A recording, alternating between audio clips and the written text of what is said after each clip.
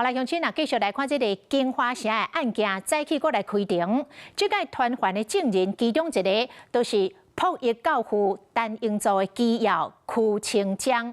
邱清江讲，伊确实是亲身甲陈英祖所寄付的300万送入去市长室，就放伫个地岛的边啊。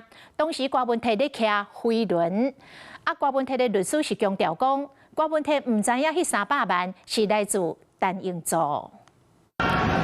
来了。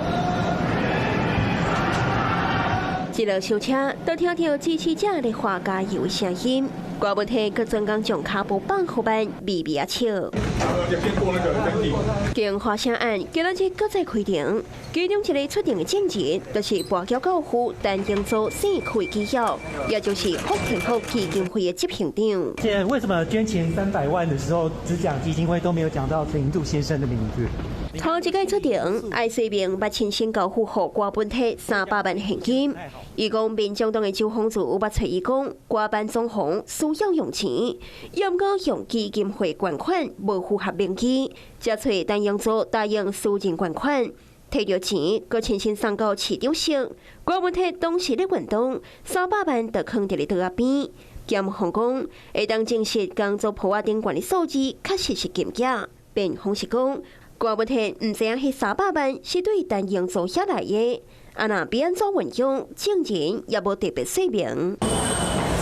其中一个证人，也佮有前台北市会秘书长陈志明。